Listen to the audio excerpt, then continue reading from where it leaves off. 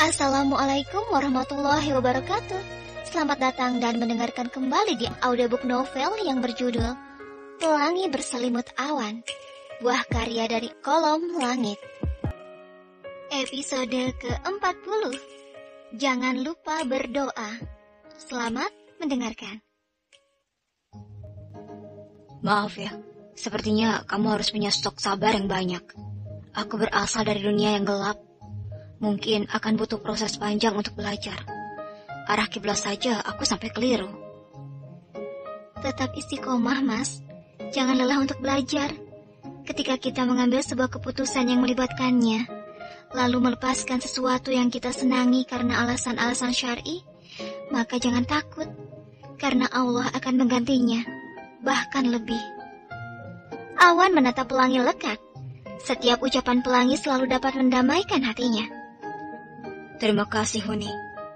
Ucapnya dengan lembut, membuat pelangi tersipu malu hingga terasa ingin menyembunyikan wajahnya. Sudah 2 kali ia mendengar Awan menyematkan panggilan itu. Oh ya, Mas mau makan sekarang? Aku habis masak rendang ayam. Satu hal yang membuat Awan selalu takjub akan pelangi. Istrinya itu selalu tahu apa saja makanan kesukaannya. Rendang ayam memang salah satu makanan favorit yang sudah lama tak dinikmati.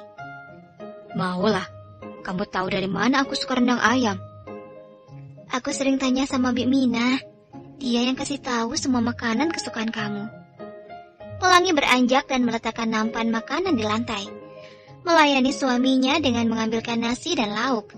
Baru menyesap aroma lezat yang menguar saja sudah membuat Awan tidak tahan untuk segera melahapnya. Enak sekali. Kamu pintar masak. Ucapnya dengan mulut penuh makanan. Mas belum baca doa, tanya pelangi ketika melihat suaminya sudah makan dengan lahap. Sontak Awan tersedak makanan yang baru melewati kerongkongannya. Ia terbatuk-batuk sambil mengusap dada. Maaf, lupa. Memang wajib sebelum makan baca doa ya? Wajiblah, Mas. Berdoa sebelum makan dan minum merupakan bentuk rasa syukur kita atas rezeki yang telah didapatkan. Selain itu, bertujuan untuk menjaga keberkahan makanan yang akan disantap, dan supaya setan tidak ikut makan apa yang kita makan. Pikiran Awan langsung menerawang jauh, memikirkan makhluk mengerikan yang baru saja disebut istrinya. Setan juga bisa makan? Tanyanya dengan mata terbelalak. Selama beberapa saat, ia menghentikan makannya, menatap pelangi dengan rasa ingin tahu yang menggebu. Jin dan setan adalah makhluk yang berdampingan dengan manusia. Bahkan, jin dan setan juga membutuhkan makanan. Awan menatap tak percaya, bagaimana mungkin setan bisa makan. Begitu yang ia pikirkan. Memang setan makannya apa? Dikisahkan, jin makan makanan yang berasal dari kotoran manusia dan binatang. Sari makanan dan minuman yang tidak diceritakan nama Allah, mereka juga menyukai aroma dupa dan kemenyan. Dan satu lagi. Apa? Awan semakin penasaran. Setan juga sangat suka dengan minuman yang memabukkan. Jelas pelangi membuat Awan menipiskan bibirnya. Ia tersentil.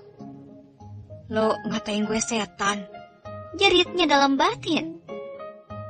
Awan menarik napas dalam, lalu membuang sisa tulang ayam dari mulutnya dengan sembarangan. Pelangi melirik benda putih yang baru saja dikeluarkan Awan dari mulutnya.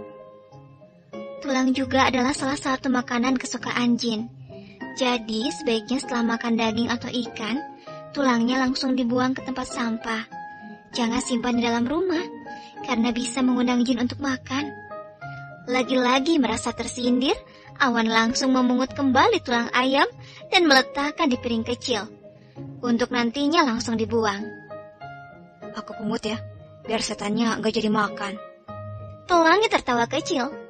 Tapi lain kali kalau mau makan harus baca doa, Mas. Iya, maaf. Tadi lupa.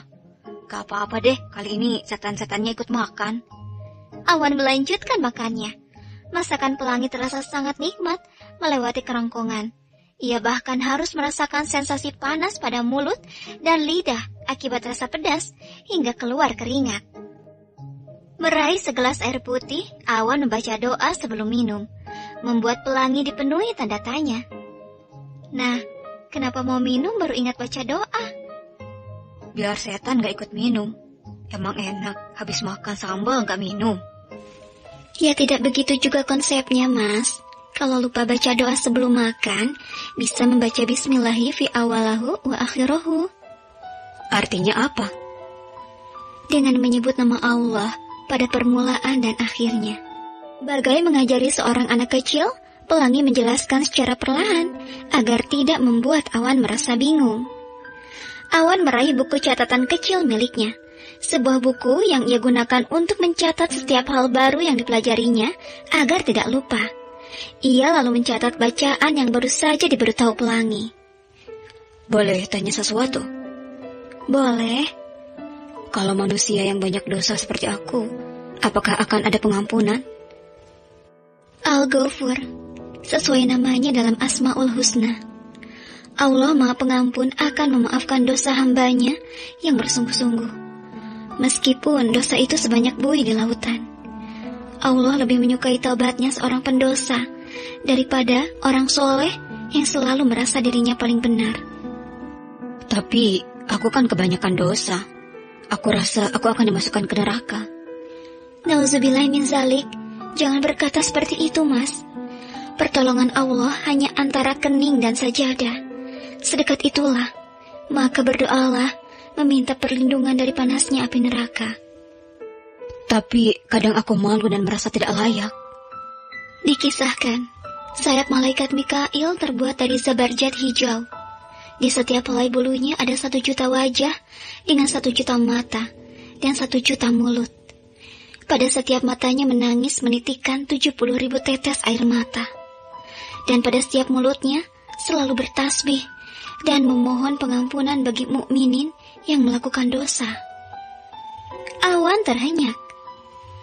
Malaikat saja yang suci dari dosa begitu takut pada api neraka, sampai setiap saat menangis, memohon pengampunan untuk kita. Lalu kenapa kita manusia merasa bangga berbuat dosa? Napas Awan seperti tertahan. Ia teringat akan semua perbuatan maksiat yang pernah dilakukannya.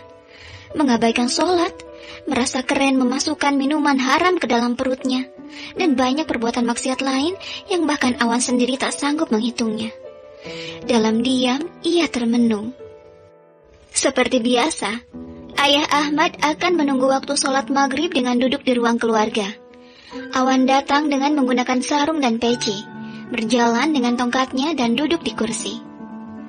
Nah Awan, bagaimana kakinya? Tanya Ayah Ahmad menatap pergelangan kaki Awan. Alhamdulillah, jauh lebih baik Ayah. Rabu besok mau kontrol ke rumah sakit lagi.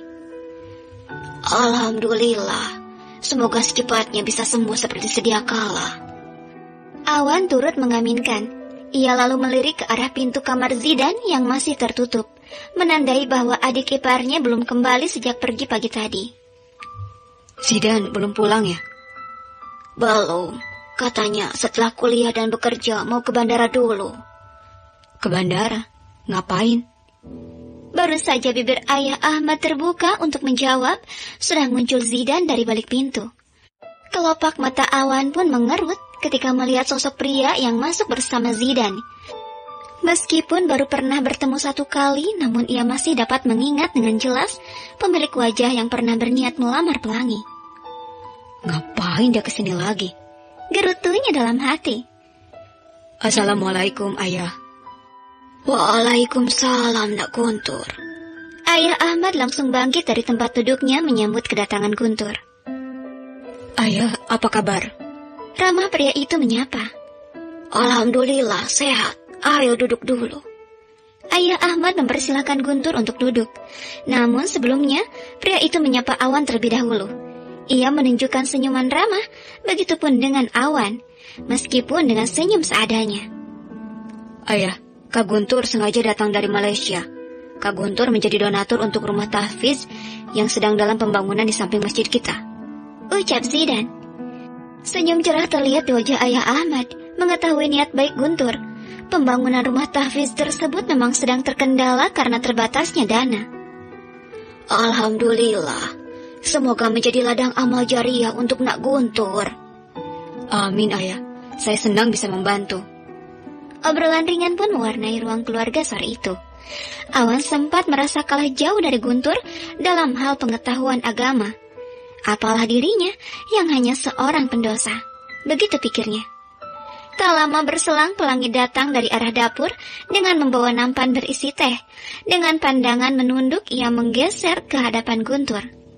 Satu hal yang disadari oleh Awan. Sesekali Guntur memandangi Pelangi, kemudian kembali menundukkan pandangannya setelahnya. Melihat itu, rasa panas terasa merambat ke seluruh tubuhnya. Sangat tidak rela jika ada yang memandangi istrinya. Gue colok juga itu mata. Ia menarik napas panjang dan menatap Pelangi. Honi, bisa bantu aku ke kamar? Wajah Pelangi mendadak merah mendengar Awan yang menyematkan panggilan sayang di hadapan semua orang. Bisa, Mas. Dengan cepat Pelangi menyambut uluran tangan suaminya, menopang tubuh berat itu menuju kamar. Sebenarnya Awan tidak benar-benar membebani Pelangi dengan tubuh besarnya. Segala sikapnya hanya untuk menunjukkan kepada pria berwajah Timur Tengah itu siapa pemilik wanita yang dipandanginya. Enak aja lo liatin istri orang, dosa tahu. Sementara Zidan mengatupkan bibirnya rapat, menatap Awan dan Pelangi yang meninggalkan mereka menuju kamar. Yang dulu katanya Kak Pelangi kolot dalam berpakaian dan cara berpikir. Sekarang jadi posesif dan cemburuan. Bersambung. Terima kasih sudah mendengarkan. Mohon maaf jika ada salah kata yang dah berucapkan. Sampai jumpa lagi di episode selanjutnya. Wassalamualaikum warahmatullahi wabarakatuh.